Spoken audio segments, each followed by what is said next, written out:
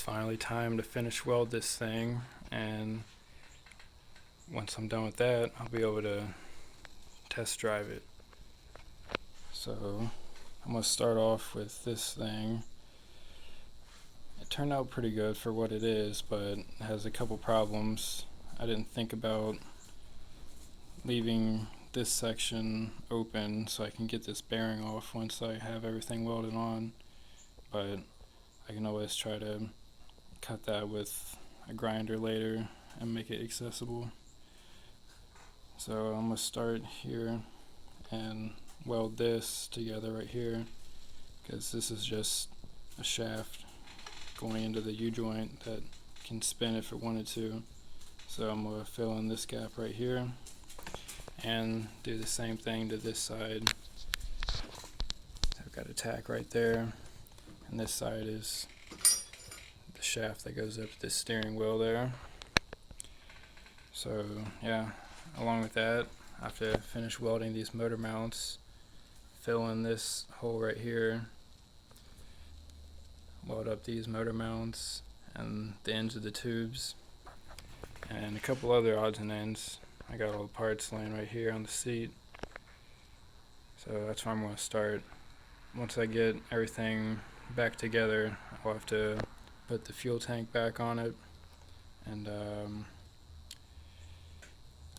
this right here is that centerpiece for that little bearing support that I was talking about that I'll have to work on later.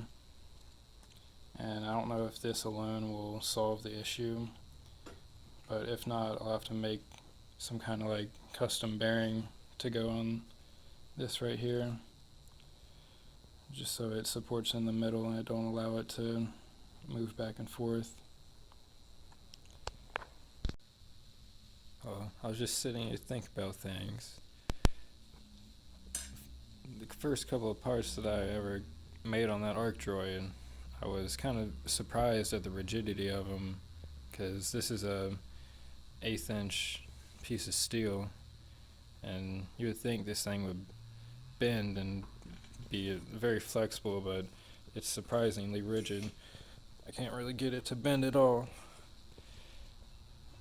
and I was kind of sitting there wondering why, and I kind of realized once I drilled out these holes on this piece right here, because they just need to be a little bit bigger, and when I was trying to drill through them, they kind of acted like I was drilling through tool steel or something, and I was like, well, this Arcdroid is heating up this metal around all these edges where these heat marks are, and then quenching it immediately with that water, so it's just like adding some Rockwell to it.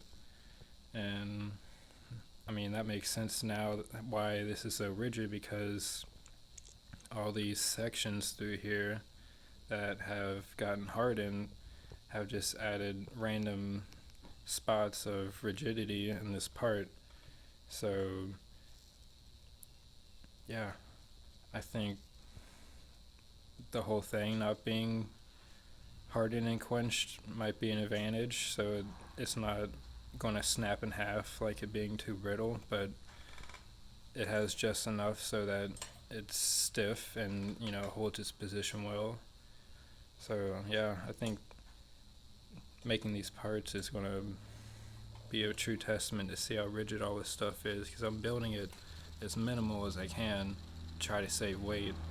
So yeah, I like to see how these take abuse, and I'm going to try to really beat on this thing, because I've been building it for almost 2 years now, and I'm just ready to rip on it and have fun. So yeah.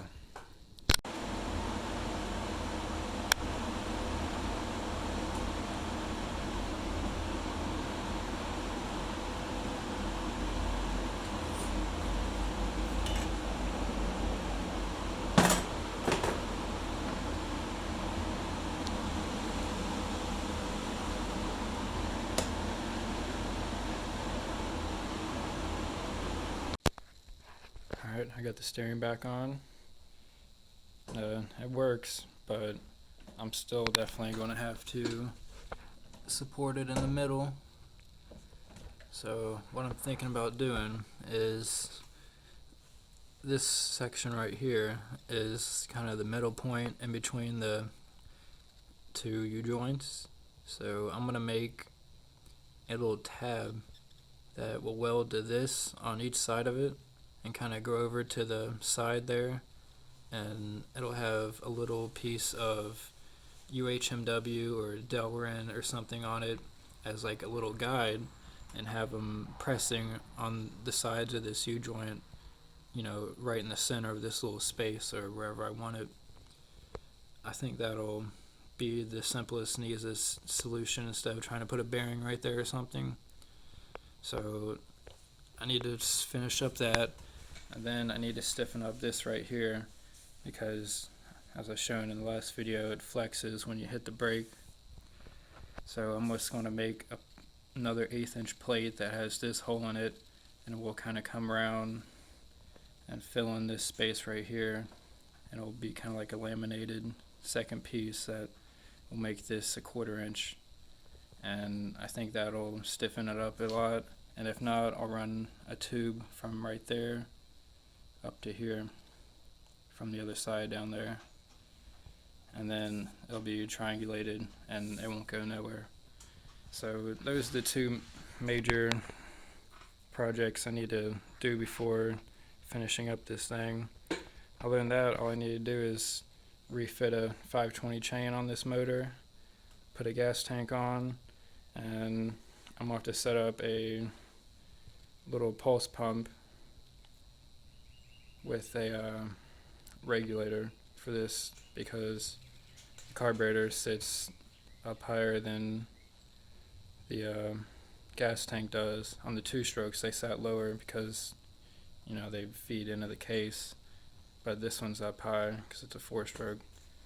So yeah, other than that, everything else is ready. Okay, I'm gonna cut this piece out real quick. It's gonna go right here. I'm gonna bolt that little pivot point to it, and then it's just I'm gonna weld it in a few places all the way around it, just so it makes this a little bit stiffer. I figured this would be simple enough. I'm not trying to make it pretty, just trying to make it strong. So got that plate on there. Made a little bit of difference, but they're still playing it, so I'll probably go ahead and end up putting that tube on there from here over to there. But I'm going to skip that for now, and instead of doing, put this light down here, instead of doing that little tab thing with the Delrin right here, because you can grab this U-joint and move it back and forth like that. So what I think I'm going to do is, instead of doing that, I'm going to put another bearing just like this right here at the end of this, and make another one of these little bearing holders. I'll use the same file and just put one right here, so it has 2 bearings and supports it at the end so it can't move back and forth. I think that'll be a lot more better than doing that little jank little setup that I was just talking about. So here's that brand new bearing in here. It's hard to see, but let's see if I can take it off.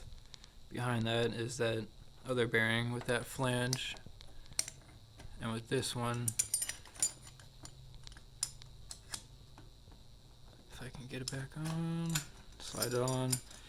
It looks like that other flange design would work, but I might have to raise up this in Fusion and just give it more material so it, you know, I can weld up here to it, because the other one kind of sits a little bit differently. But I think the main design of it, with how the holes are, you know, canted like that, will work. It's hard to show, but yeah, I'm gonna change the design a little bit and it should work. I was barely able to fit this thing on here. I kind of left out some of the corners on it, but it should work okay. I've used like 4 sheets of these things already.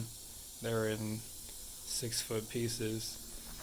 I've been using the heck out of this thing, but it's been making a lot of cool parts. So I'm gonna get this thing off, knock the slag out, and see how it fits. Alright, got that bracket in place. As you can see, basically flush with the end of that tube there.